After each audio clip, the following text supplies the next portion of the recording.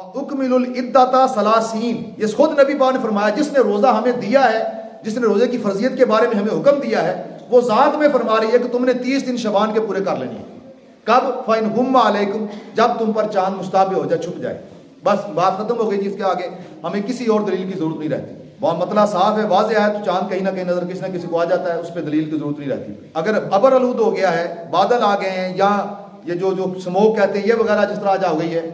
تو اس کے لیے اگر وہ چاند ہمیں نظر نہیں آیا، موجود بھی ہے، تو اب ہمیں حکم یہ ہے کہ ہم نے کیا کرنا ہے، 30 دن پورے کر لیں گے۔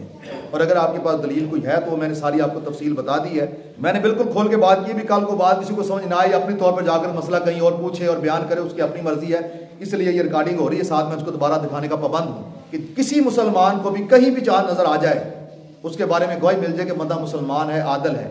اس کی گواہی پر آپ روزہ رکھ سکتے ہیں۔ ہمیں نظر نہیں آیا، کسی اور علاقے میں نظر آیا ہے، تو اب چونکہ وہ زمانہ نہیں رہا صحابہ کرام والا، سرکار کی بارگاہ میں ایک شخص آیا تو اس نے کہا یا رسول اللہ صلی اللہ علیہ وسلم، میں نے سب چاند دیکھ رہے تھے، سرکار خود بھی دیکھ رہے تھے،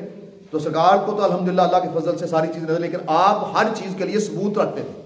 کیونکہ آپ جانتے تھے کہ میرے کمالات میری ذات تک ہیں، اگر صرف کمالات پہ ہوا تو 1400 سال بعد آنے والے لوگ کس طرح چلیں گے، تو آپ ہر چیز کا ثبوت رکھتے تھے،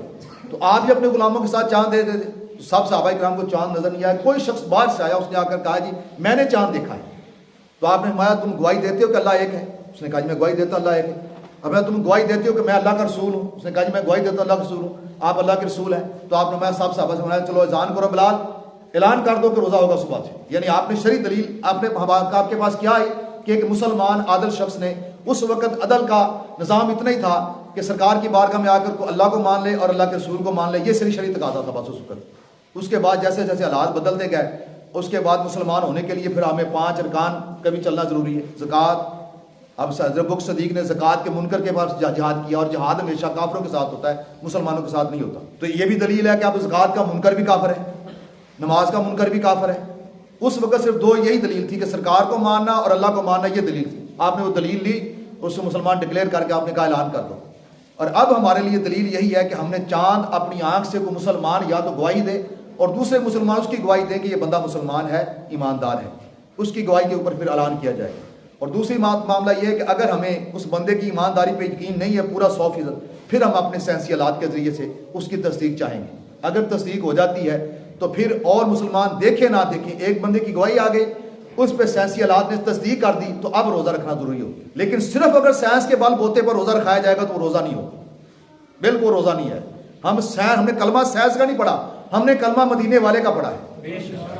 ہم نے سائنس کو نہیں۔ ہم نے جب نبی کے ہاتھ پہ جس نے بھی کلمہ اس وقت پڑھا تھا اور آج بھی جو کلمہ پڑھتا ہے، وہ یہ نہیں کہتا کہ سائنسی آلات یہ کریں گے تو کریں گے، بس وہ وہی ہے کہ جو نبی پاک نے فرمایا ہے ان باتوں پہ یقین رکھنا، ارکان جو 5 اسلام کے ارکان ہیں ان پر ایمان رکھنا، پھر ضروریات دین کو جاننا، ضروریات دین کا انکار نہ کرنا، یہ ضروری ہے ہمارے لیے۔ بس اس کے مطابق ہم فیصلہ کریں گے۔ کلمہ ہم نے نبی کا پڑھا ہے، اس لیے بات سب سے پہلے نبی کی مانی جائے گی، اور نبی کی بات کی تصدیق اگر سائنس کرے تو اس سائنس کو بھی ہم سارا آنکھوں پہ رکھیں گے۔ اگر نبی کی بات کی مخالفت سائنس کرے گی تو ہم نے کلمہ سائنس کا نہیں پڑھا۔ ہم شرعی معاملات کے اندر سائنس کے پابند نہیں ہے، دنیاوی معاملات کے اندر ہم دینی معاملات جب بھی کریں گے ہم قمری مہینے کے حساب سے کریں گے، ہماری جتنی عبادات ہیں وہ چاند کے ذریعے سے، اور دنیاوی جتنے معاملات کریں گے وہ شمسی حساب سے کر سکتے ہیں، اس میں اجازت ہے ہمیں۔ تو یہ ایک قاعدہ اور قانون ہمارے پاس موجود ہے، یہ متفق علیہ حدیث ہے، اسے امام بخاری نے بھی اور امام مسلم نے بھی روایت کیا ہے، دونوں نے روایت کیا ہے، اس لیے جب دونوں امام روایت کرتے ہیں تو پھر اس کے اندر کوئی کمی بیشی کی گنجائش نہیں رہتی۔